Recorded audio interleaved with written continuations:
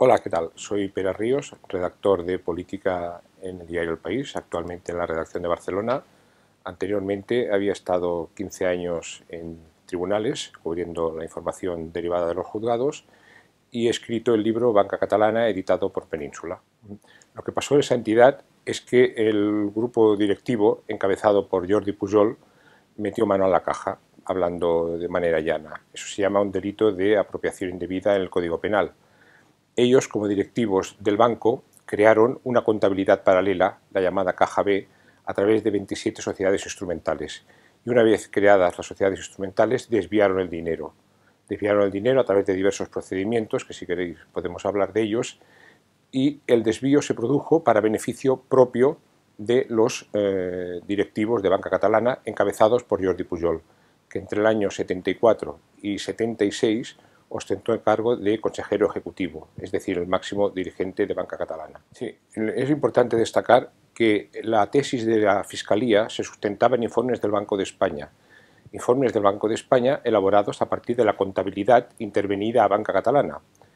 El contenido de esos informes nadie nunca lo cuestionó, es decir, ni las defensas ni el tribunal que exculpó a Pujol dudó de esos datos. Otra cosa es que el tribunal considerara que no hubo delito. En el libro lo que hago es consultar el sumario, y en el sumario aparecen los informes del Banco de España que nadie nunca cuestionó. ¿Qué ocurrió? Ocurrió que el tribunal, en lugar de mirar al sumario, en lugar de mirar esos informes y analizarlos a fondo, miró al techo. ¿Por qué? Porque hubo una actitud predeterminada de los jueces de no molestar al poder y de exculpar al Pujol. Eso es lo más reprobable de este caso y es lo que se explica en el libro con varios testimonios, que la mayoría de los jueces no se miraron el sumario. Esa es una de las notas, uno de los capítulos que se recoge en el informe de los inspectores del Banco de España, señores que venían a Barcelona con el ABC debajo del brazo, por lo tanto libre de toda sospecha que se pueda interpretar como se quiera, ¿no? Esos 84 millones, de esos dividendos que has dicho, la ilegalidad no está en que sean dividendos, está en que sean ilícitos. Es decir, los accionistas, si la empresa va bien, tienen derecho a cobrar y a percibir dividendos. Lo que no es razonable es que cuando la empresa está en pérdida se repartan dividendos. Como Jordi Pujol era el accionista principal de Banca Catalana, fue el consejero que cobró más dividendos. En concreto, entre el año 74 y el año 80, Jordi Pujol se embolsó 84 millones de pesetas. Esto, dicho así, puede parecer una cantidad nimia, pero en la actualidad correspondería a una renta de 4 millones de euros. Esta es otra de las patas del libro, realizado, ya digo, a partir de los informes del Banco de España y de las declaraciones de las personas que intervinieron en aquel proceso, desde los fiscales hasta algunos de los jueces que votaron, unos a favor de la exculpación y otros a favor del procesamiento de Jordi Pujol. Felipe González, en contra de lo que ha propagado el pujolismo durante los últimos 25 o 30 años, no quería a Jordi Pujol en la cárcel. Felipe González y su gobierno no querían la querella.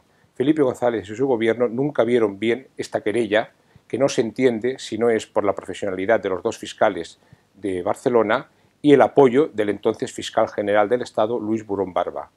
Burón acabó dimitiendo porque no aguantó más las presiones del gobierno y fue sustituido por Javier Moscoso, que había sido ministro de la presidencia en el primer gabinete de Felipe González. Moscoso, al llegar al cargo de fiscal general, lo primero que hace es vetar el recurso contra la exculpación de Jordi Pujol. Eso da una idea del interés que tenía el gobierno en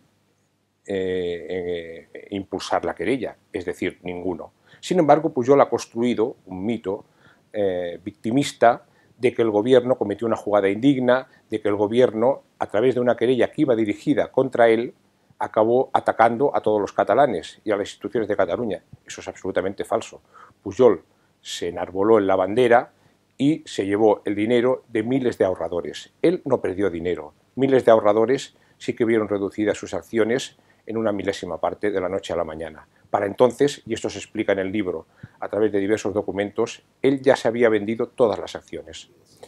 Esa donación es un elemento clave para entender el posible enriquecimiento de Jordi Pujol en Banca Catalana y nunca ha sido esclarecida.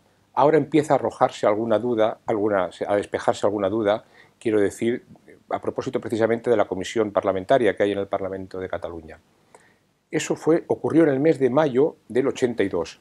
Jordi Pujol ya llevaba más de 2 años en la presidencia de la Generalitat, todavía era el principal accionista de Banca Catalana, tenía más de 90.000 acciones y él lo que hace, sabiendo que las acciones no valen nada y que están a punto de devaluarse, de hecho se devaluaron en noviembre del 82, lo que hace es hacer una donación a la Fundación Catalana, una fundación encomiable, en teoría, en sus planteamientos, entre los cuales estaba difundir la cultura catalana.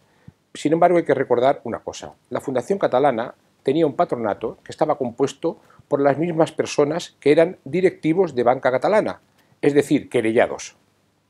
¿Cómo se produce la donación? Jordi Pujol dice, yo os dono estas acciones.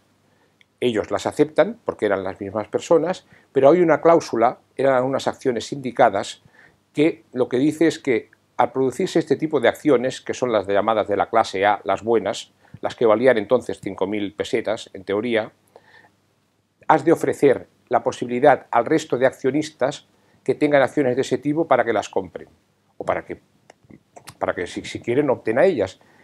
Eso se hacía constar esa cláusula en la escritura de donación de acciones. Sin embargo, nunca se llegó a materializar esta oferta de acciones, con lo cual la donación es tramposa y Jordi Pujol, en el fondo, nunca se deshizo de esas acciones.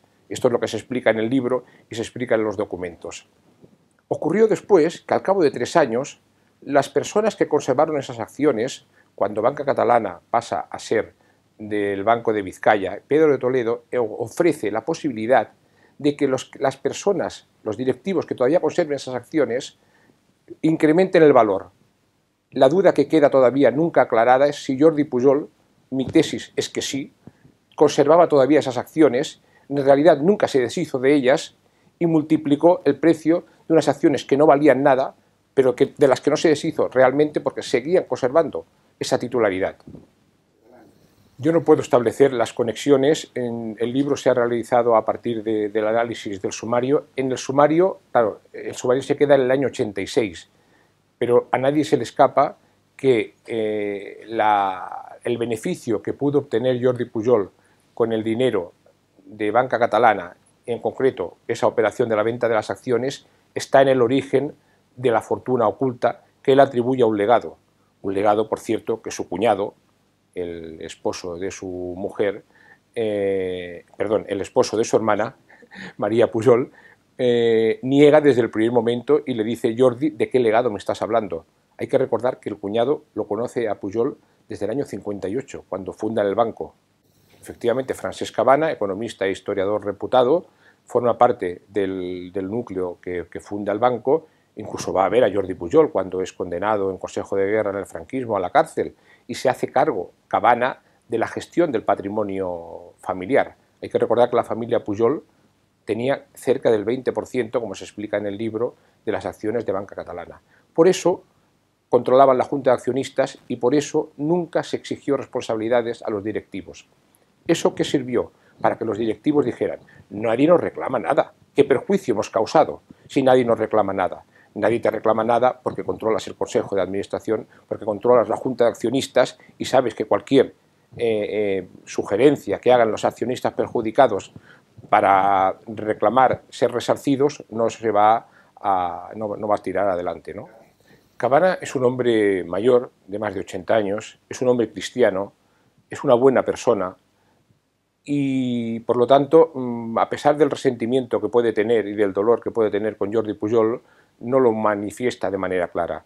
Sin embargo, en el libro se observará cómo hay algunas frases en las que se deja intuir una relación muy distante con Jordi Pujol. Por ejemplo, explica que hace más de 20 años que él no va a casa de Jordi Pujol. Explica en otro momento de la entrevista, yo no le debo nada a Jordi, ni personal ni económicamente. Explica en otro momento que de qué legado está hablando cuando su hermana, la hermana de Jordi Pujol y esposa de Francesc Cabana, están en la más absoluta, no digo miseria, pero viven con lo justo. El otro día, cuando Cabana va al Parlamento catalán, a la comisión de investigación, explica que Hacienda le reclamaba 70.000 euros por una inspección complementaria y que Jordi Pujol se desentendió de él. Eso puede ayudar a explicar el resentimiento que siente Cabana, aunque no lo verbalice con toda la acritud que probablemente le gustaría verbalizarlo. Pujol lo atribuye a un legado, una deixa en catalán. Claro, resulta que el padre deja un legado, según la versión de Pujol, a la nuera y a los 7 nietos. Resulta incomprensible que el padre, teniendo 2 hijos, Jordi Pujol y María Pujol, lo deje a la nuera. Vamos, no cuadra. La tesis que ha construido Jordi Pujol es que era por la situación política y si le pasaba algo a Jordi Pujol. Claro, le pasaba algo, pero Jordi Pujol también tenía una hermana, de la cual se desentiende el padre en el legado, ¿no? Luego, a partir de ahí, Júnior, que es el hijo mayor de Jordi Pujol, explicó en el Parlamento catalán que él se interesó por la tía María y que le dijeron, tú no te preocupes por la tía María. Me parece que a toro pasado es fácil reconstruir la historia, pero eso se tambalea bastante. El país se quedó prácticamente solo en el panorama informativo catalán, incluso español, en la crítica y en el seguimiento de estas noticias.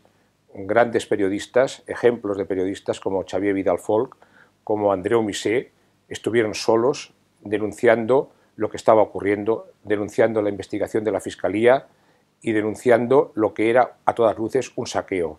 Hay que recordar que Banca Catalana era entonces el 6º banco de España y fue el primer banco rescatado de la democracia. Costó mucho dinero y no es cierto, como ha dicho Jordi Pujol, que él no se enriqueciera con Banca Catalana, como explica en sus memorias y como explico en el libro. Él sí que ganó dinero con Banca Catalana. Miles de ahorradores lo perdieron todo. El país estuvo prácticamente solo en la defensa de lo que era una investigación a todas luces clara de la Fiscalía, unos indicios evidentes y que acabaron como acabaron por la actitud, insisto, de los jueces de mirar al techo en lugar de mirar al sumario. Yo creo que eran simplemente rumores. La prensa, cuando tiene pruebas o cuando tiene documentos o cuando tiene indicios, los publica. Ocurre con esto del enriquecimiento de Pujol y de Banca Catalana lo mismo que ha sucedido con las comisiones. Es un rum-rum, las comisiones de la Generalitat en concepto de obra pública, ¿no? Es un rum-rum que suena desde hace mucho, es un rum-rum que explicaban los empresarios en privado, pero nadie se atrevió nunca a denunciar. A diferencia de eso, en Banca Catalana nadie imaginaba, en el enriquecimiento de Pujol nadie imaginaba que pudiera suceder lo que sucedió, que él acabara confesando.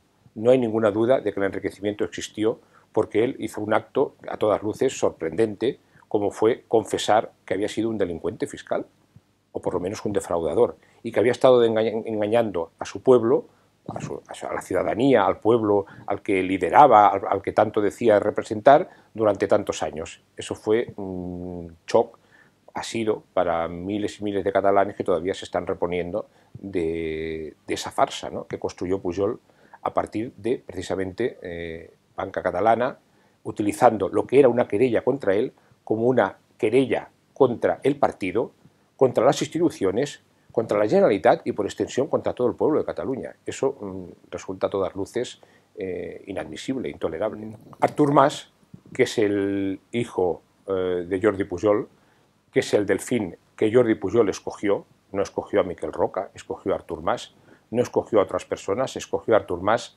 ahora intenta desmarcarse de Jordi Pujol diciendo que hace 10 años que no toma ninguna decisión en Convergencia y que la política y el mando lo fija él. Pero hay que recordar que hasta hace 2 minutos estaban sentados uno con otro en las ejecutivas de Convergencia. Y hay que recordar que la política de Convergencia no se diseñaba sin, por lo menos, entender o escuchar a Jordi Pujol. Y hay que recordar que Jordi Pujol ha acabado abrazando el independentismo de Convergencia y el independentismo de Artur Mas. Por lo tanto, Artur Mas está en una situación muy incómoda. Así se entiende que por 4 veces se negara su grupo a que fuera al Parlamento de Cataluña, hasta que Esquerra Republicana hizo cambiar de opinión e impuso una mayoría parlamentaria diferente. A Artur Mas le incomoda mucho hablar de Jordi Pujol, porque él es hijo de Jordi Pujol. Entonces, matar al padre lo están intentando matar, políticamente, por supuesto, se han deshecho también de Oriol Pujol, pero es una rémora que pesa sobre ellos y que sin duda les está desgastando.